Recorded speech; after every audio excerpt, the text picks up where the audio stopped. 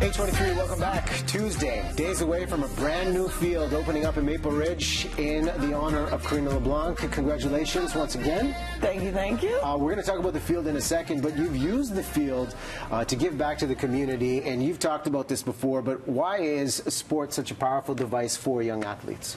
I think for me, it's my story. Like, I used to be the shyest kid, which nobody ever believes, but it was sport that changed it. I got invited to my first sleepover, and then confidence started to grow from that.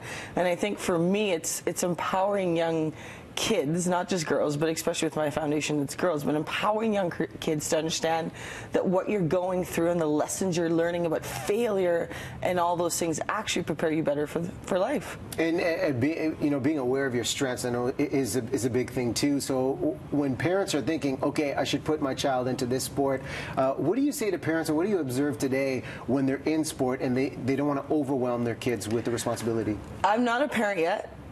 I say yet, but I would say, like, I think for me, what I see that makes me cringe is when you can see that a parent's having their child live their life dreams that didn't happen. You know, they're on the field and they're yelling, they're doing all these things, and you can tell it was their own personal journey that didn't happen. I just challenge them to let their kid live their life and have fun. Like, if you travel around the world and you watch kids play football or soccer, they're having fun. There's no, like, you have to score, you have to win. And I think for me, it's to allow the kids to truly enjoy those moments in their life and the experiences that will happen, the failure, the friendships, the goal setting, all these things that you learn from sport. I think I challenge parents to just let go and let their kids have that. Well, I see the bonds. I mean, I was terrible at every single sport. Ball hockey was the only one I got away with. Did you call it ball hockey? Yeah, we did. Okay, sorry. Yeah. I did, sorry.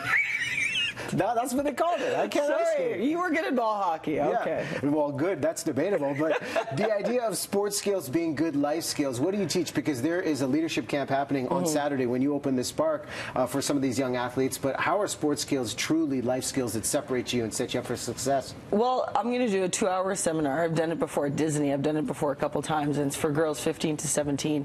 But it's literally for them to understand the strengths that they have within themselves. Because when I retired, it was one of those things where I was like, what do I bring to this world? Like, what is my purpose?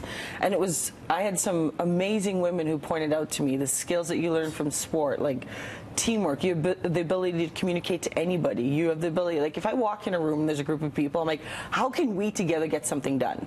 Versus if I didn't play sports, like, that mentality is ingrained in me.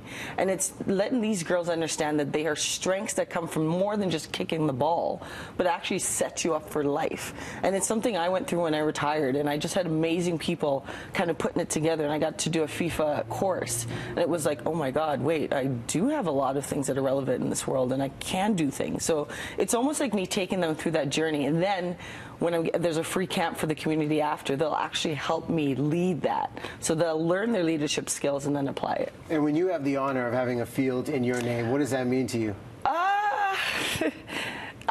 It made me cry. It was one of those things, because you dream as a kid, like, and this is the field I actually, when I got cut, I used to go to this field and sit by myself on the field. So when the mayor called and said, we want to name this field your field, I cried.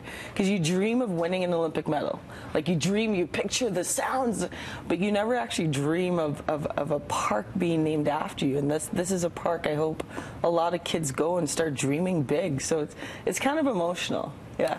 Saturday, if someone wants to come down and check out the festivities, what's the schedule for how everything's going to go down? So I think 1 o'clock is the ceremony, 1 to 2, so we'll cut the ribbon, and then I'll have the Navy joining me, and then 2 to 3:30, it's the clinic for 100 young girls. You have to sign up online, though. They have to sign up on my website. There's events there, and first 100 young girls get to come out and have fun and just spend the special day with me and the community. Well, I love that you're still giving back. There you see the website, KarinaLeblanc.com/foundation. Just launched a foundation. Congrats on the new role, by the way, Director of Women's Soccer for CONCACAF, and speaking tonight as well? Speaking tonight. Check out my website. It's on there. Speak tonight. First, I don't get to speak in Vancouver often, so I'm super pumped. Well, super pumped. We're pumped for you. It's a big week. Congrats again. Thanks, buddy. Maybe one day I'll have a ball hockey arena in my Let's crazy dance. Come on. You want crazy legs? Come on. Who doesn't want this? Crazy legs on the out. It's the celebration dance. I didn't do that, Sally. What are you freestyling on that?